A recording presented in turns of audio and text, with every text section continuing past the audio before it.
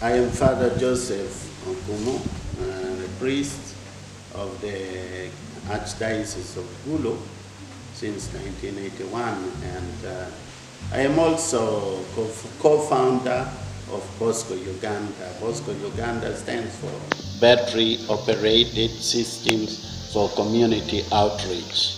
We founded, along with a friend,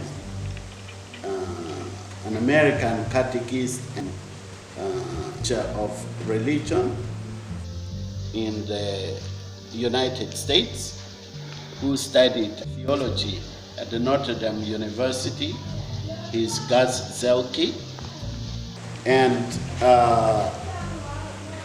we founded the Battery Operated Systems for Community Outreach in order to bring internet to bridge the divides that slow peace amongst people, that slows down development, and especially slowing communication. So how did we come to found BOSCO Uganda? We were in 2004, about the height of insurgency. The insurgency that started in 1986, and that would end in 2006. So, a span of 10 years. The insurgency against the government of Uganda, led by the rebel leader, Joseph Kony, very famous for his brutality. He conscripted many young people that would have gone to school. He himself, also young, in 1986, was brutalized by the military of Uganda. And so he kind of got angry, was reacting. To defend himself, he decided to take arms and fight the government of Yoweri Museveni, that is still in power today. In northern Uganda, where this rebel leader comes from, about 1.8 million people or 2 million people are herded by the military to many military protected camps. About 167 military protected camps in the region, the geographical area, about 28,000 square kilometers, 14,000 miles square. The 2 million people in these areas took refuge. They sought safety in mission stations, especially the Catholic Church mission stations. And we were seeing the way they were suffering every day. Mothers with the children in their backs, fathers beaten up by the military, suspected of collaboration with the rebels. The young people, some of them killed, falsely accused of collaborating with the rebels, killed, or at least summarily condemned to death and killed. Such atrocious acts terrified the 28,000 square kilometer or 14,000 square kilometer area people. And the press was denied access to northern Uganda. So you could not know what was happening in northern Uganda. Many people being killed in their homes. Mass graves all over the place. Rebels killed because people did not want to join them to fight the government. The military also killed because they were suspected of harboring the rebels who were related to them. This situation bothered me as a priest, and it bothered my Christian Catholic friend, Gus Zelke, who was from time to time reading from us in private letters. We were writing to him privately, and these were disturbing him. So he one time decided to come and visit northern Uganda personally. And at the American Embassy in Kampala, where he found a notice notifying all Americans traveling to Uganda about the northern region being a no-go area. Gus said, I am daring northern Uganda. So he came to northern Uganda and he met me. And he wanted to visit one of the many military protected camps. But at that time, internally displaced persons camps. Something similar to the camps of the Hitler War in 1945. That was coming to an end in 1945. The situation was bad. So I said, what could we do in order to help the people in this situation? So we asked one of our catechists, a teacher of religion who was in charge of a particular camp, Pagak, in northern Uganda, very close to the largest camp that you found in the area with 60,000 internally displaced people.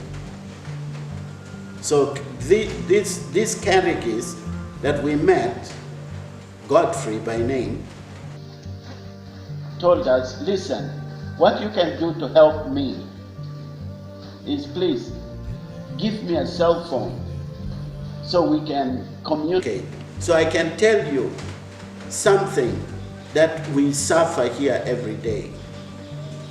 Even when you go back now, I can call you on a cell phone and say, look, this is the situation. But we asked him, what would you do if you do not have airtime anymore?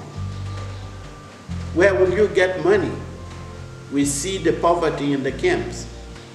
You don't have enough food. You don't even have soap. He said, just give it to me.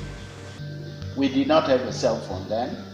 We came back that night in 2004.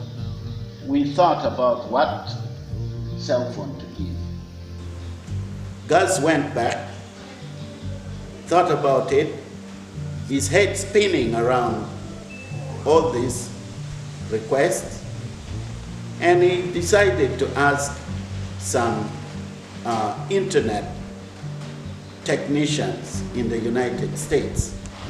They were based in San Francisco, in Venue. They were building some internet link in southern Uganda.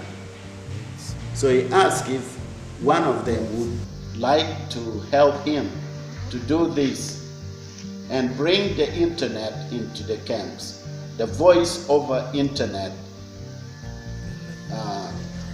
protocol and the telephone, fixed phone, that we can use and that the catechists can use. So all that took place 2 years after the first conversation about cell phone. That was in 2006. So in 2006, Invenio accepted to come to Northern, where we would put the antenna, where they would put the radios, and where they would bring the internet connectivity via satellite. When they came on this reconnaissance visit, they were impressed. They said, it's doable.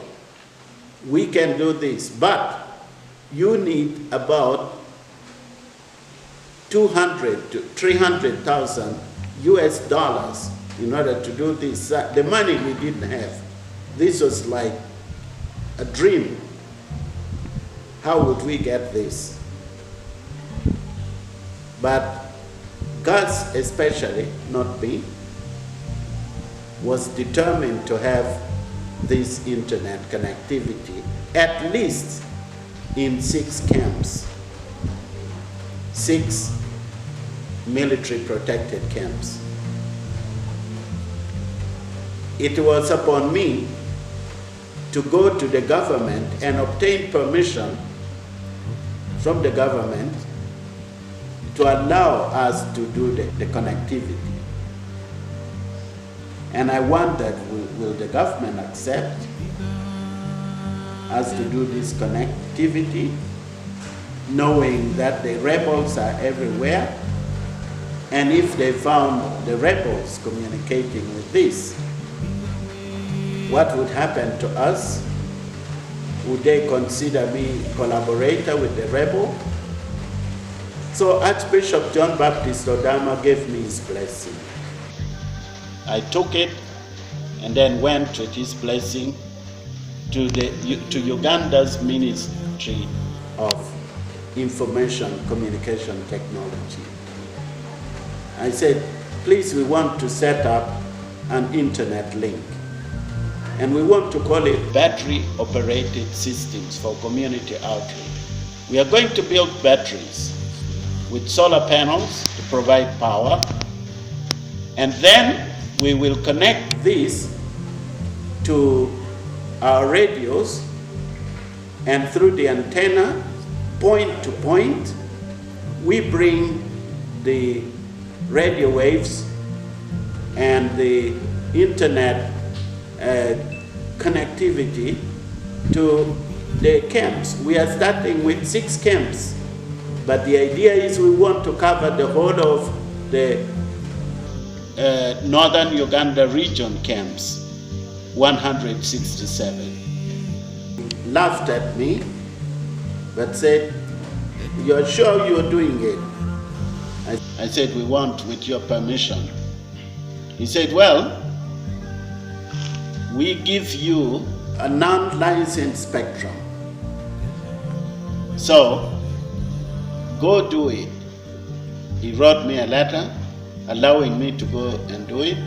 And I brought it to the San Francisco Invenio technicians. They were happy and good to go.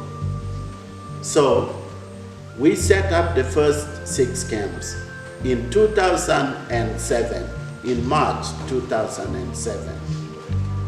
That was the birthday of BOSCO Uganda, the birth month.